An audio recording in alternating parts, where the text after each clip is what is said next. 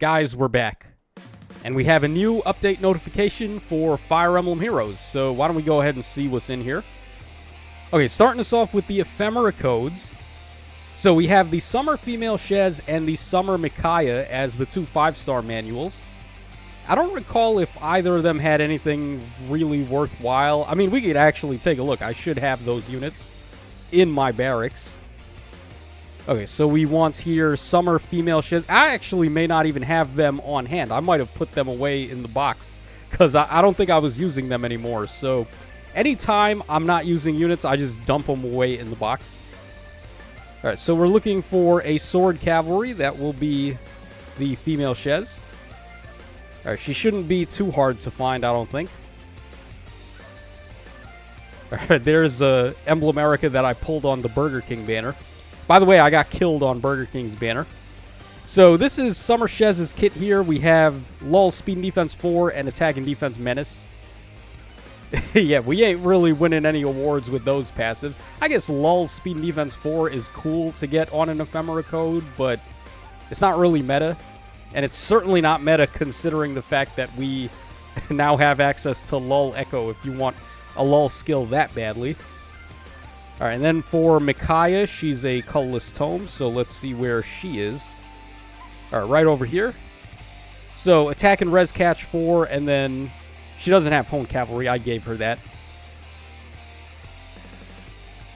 She may not have even came with a C skill. She might have just been like A skill and B skill, and that was it. Yeah, I doubt she came with Hone Cavalry by default. That's probably just a filler skill I gave her. So yeah, basically just attack and res catch 4, which I don't know, man. Doesn't really seem all that great. Let's see here. That's really it. She didn't have a C skill. I guess so. Wow, very uneventful there. So, yeah, unfortunately, the two 5-star manuals don't really look like they're going to be that crazy. All right, what else do we have in here? Okay, so we have Ray. We got Winter Ectordeer, which is good. I'll be able to plus 10 mine. I got him up to plus 9, so that'll be my last copy there. Then we have the Drip Innies from New Year. Pretty awesome artwork on that guy. And then we have Muriel, and then we have Leonardo. So, yeah, pretty good manuals overall. It's always nice when we get the double free-to-play, like, Grail Heroes. They always do that for the winter celebration when we get New Year and Christmas units. Okay, so next up we have the refines here. So we got Peleus getting his refine. Interesting. Then we have the New Year Valoria. We have Valentian Pala, who is actually quite a bit of a throwback unit, if you guys remember how good she used to be a long time ago. And we have Fallen Edelgard. Oh, boy. Yeah, I want to talk about, like, one of the... If we had a list of units that are going to go down in Fae history as, like, some of the most influential or impactful units of all time, she's probably in there. Not that she was actually that crazy in terms of the meta. I do remember her being like a top 10 unit in the game at the time she came out. But I felt like the community was way overselling how good she actually was. Regardless of any of that, though, her, like, infamy is going to... She's, like, on the level of, like, Reinhardt and Brave Ike and units of that ilk. So, yeah, I've Fallen Edelgard getting a refine is pretty hype stuff. And then we have Eric as well, so he's also going to be getting his refine. All right, interesting batch here. We have basically two mages for the demotes. We got Eric from the demote pool of banners, and then Peleus, of course, is a GHB. It's really going to be nice to get a preference weapon on Peleus there. But Pala and Edelgard, though, pretty interesting throwback units to characters that used to be meta a very long time ago. Oh boy, what the hell? Alright, so we got Alphonse and Kieran here trying to pick a giant radish. I don't know what that's all about, but okay. Alright, then we have the Aether raids being updated. Panic Manor goes up to level 14. You know what would really be nice? Can we get a upgrade for the Hex Trap, please? And we need more than one. We need like 2 or 3 upgrades for the Hex Trap for it to actually be a viable trap. Because 65 HP just ain't going to cut it, man. And I can understand why they want, like... They don't want it to be too powerful because it's the only trap you can get smited on and actually end your turn. Whereas the other 2 traps, if you get smited onto those, you're still fine. But, I mean, that's kind of the point, right? Like, the Hex Trap exists to be a bit of a counter to smiting people onto traps. So it would be real nice if they would actually upgrade that one. All right, we're getting 2 tracks added to the concert hall. Open for Business from Awakening. I'm guessing that's Anna's theme. And then Melody of Water from Echoes. Off the top of my head, I don't remember which one that is. All right, then we're getting more favor level. 2 new characters going to be added to the Heroic Grail shop. So we have the Legacy Zane, and then we also have Baby Xander. Both pretty good ones. I'm sure people are going to want to plus 10 those characters, so that's good. Okay, other changes. An issue regarding the effect of full light and dark will be fixed. I thought they already fixed that, actually. Because I remember Julia had that issue, and then they made a notification about it in the bulletin board, and they said they were going to fix it, but I actually thought they already fixed it. So I guess it's not fixed yet. All right, see the notification title? Yeah. They already notified us about that. A bug regarding the actions of AI units when they are equipped with the following assists with the rally effect will be fixed. So Ice Lock and Magic Shield, basically.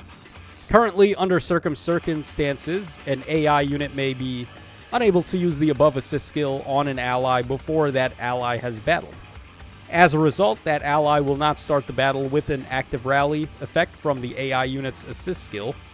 After the update, if the rally effect would be the ally's advantage when activated, or would be to the ally's advantage when activated, before entering battle, then the AI unit will use the corresponding assist.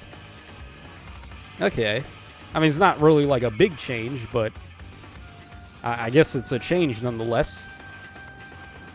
Yeah, and that's pretty much it. Not really much in here. We didn't get, like, remixes or anything like that, but I mean, the Fallen Edelgard Refine, that's definitely going to get some jimmies rustled whenever that drops.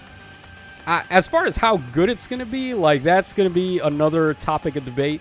Her B skill is basically completely useless at this point, so you're not going to want to run that. You're just going to want to run her weapon pretty much, and a bunch of better armored B skills, and then all sorts of other, like, passives that you could go for.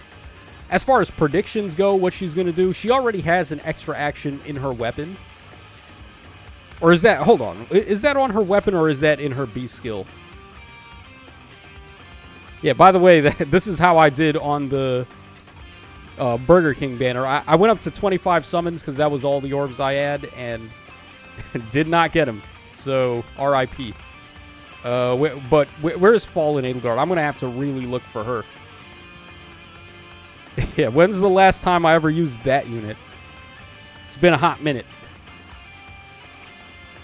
Alright, so where is Fallen Dummy? She's way back there, okay. Yeah, just goes to show how little I've used her. Okay, so her B skill, let's see here. Alright, basically it's got Special Fighter, which is a Sacred Seal at this point. And then 7 HP recovery after combat, which is Mystic Boost, basically. And then during unit's first combat in player phase or enemy phase. At start of combat, if unit's HP is over 25% while transformed, reduce damage from foe's first attack by 40%. Yeah. I remember this B skill. Even when she came out, this B skill was something you could consider replacing. Like, there were people running Wings of Mercy on her and, like, Bold Fighter and things like that, just so they could abuse her ability to player phase more. Because just getting that extra action is such a powerful effect. So, she's got that. She also gets distant counter when she transforms. I can imagine them giving her, like, built-in fortune, like attack and defense fortune, so she's able to transform for free. They're probably going to give her some kind of starter turn debuff to the enemies, like the Valentine Edelgard, when she ends her action, she does Sabotage and attack and defense -7. I think they might do something like that for this Edelgard as well, like just do a debuff after her first round of combat or her second round of combat. I don't know if they're going to let her nullify the enemy's specials like the Valentine Edelgard does after she has entered combat. That would be an interesting thing to give to this Edelgard. But Yeah, man, there's a lot of directions they could go in with her. Try to go all in on making her a tank, or try to keep the theme of this unit being like a really good mix of both player phase and enemy phase. I think that's more so what they'll probably try to do. But who knows, man? We'll see. So let me know your thoughts in the comment section down below. This is your boy Tacho signing out, and I will catch y'all again on the flip side.